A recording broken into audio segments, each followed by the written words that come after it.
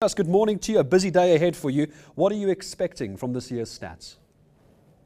Good morning, Gareth. Well, the expectations, the broad expectation is that we will continue to see a trend of a decline in the major and serious crimes, mainly the contact crimes, are expected to continue to decline. But what we're hearing from the researchers and the experts is that the rate at which these crimes are declining has sort of stabilized. So we're at a point where we will not be registering, for instance, what we've been seeing with murder over the last 3 years, 17% decline over the last 3 years, and about 12% before that. But, you know, last year the decline was down about 3%. So it's expected that that trend will continue as the figures have stabilized. But one of the experts that we spoke to actually expects that the business robberies and crimes that occur at businesses in the suburbs, in the townships, will show a spike. This is based on figures that are coming through from business organizations such as the Consumer Goods Council, who keep track of robberies in shopping malls and similar places, premises. So that is expected to show a bit of a spike. We also expect to see a bit of a spike in as far as the crimes that depend on police action for detection. So here we're talking about things such as drug-related crimes and possession of firearms and ammunition. That is expected to continue to show an upward trend, which is a positive, Gareth.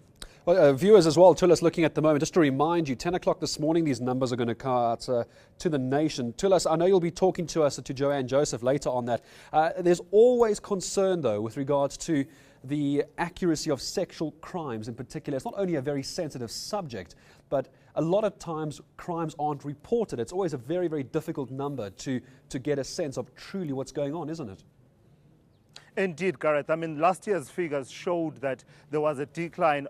There was a decline of about 3.7% in as far as rape and other sexually related crimes are concerned. And they're using here the broad definition that has come about with the new Sexual Offences Act, which includes a whole host of other acts that would not have been considered part of sexual crimes a few years ago. But those are now included. But the figure still shows that it declined by about 3.7%. There are two ways of looking at this. It can either be a positive, saying that indeed there's a declining trend in terms of the sexual crimes that are being committed, but it can also be a negative because it can also indicate that the crimes are just simply not being reported. We know that this is a very low, in as far as rape is concerned, the reporting of that crime is actually quite low, with some figures saying that it can be as low as only 1 in 9 victims who fall victim to rape actually go on to report it.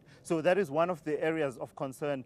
But you also have areas where, as I said, you're seeing a spike with crimes that depend on police for detection. And those, when they're showing a spike, it can actually be a positive that says that police are actually out there detecting such things as drug-related crimes, which in many instances, Gareth, are found to be linked to a whole host of other contact crimes in particular. Well, just by the way, viewers saw details a moment ago. How would you make South Africa safer? You can tweet us at eNCA News or go to Facebook as well. Just look for eNCA News. Leave your comments there how you'd make the country softer. Thulas, final question to you. The ISS, the Institute for Security Studies, saying they don't want an annual report, they want monthly reports from the police so they can get a better sense of how the numbers are actually moving. I know you've been covering this in the past and you're well versed on how this all works. Do you think that's actually an option moving forward, a monthly release of these numbers? Well, Gareth, you'll remember that a few years ago we used to get the crime statistics released from time to time. I can't remember specifically the time duration, but it wasn't only once a year, but it was more regular than that. And this is the call that the Institute for Security Studies is making, that if you release the crime statistics as is happening right now once a year, the picture that we're going to see when we go for that briefing inside that room in about an hour's time, in about 2 hours' time, is a picture of what has happened since April 2012 and March 2013. And these figures are now being released at this time in September.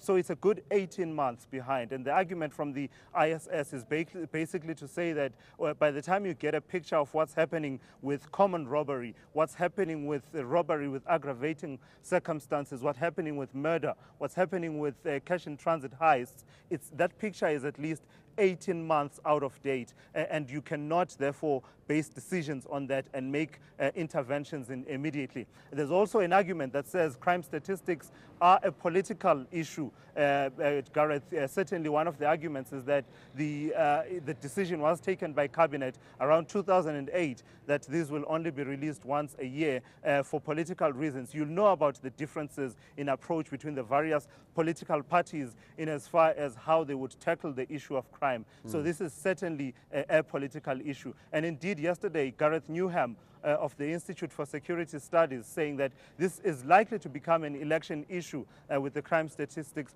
coming as they do right now with about 9 or so months to go before elections. And we'll expect more reaction from the opposition parties as well. Our reporter Thulasiwe Simelane with insight from inside the story. You can follow him, by the way, for going News that moves. eNCA.com.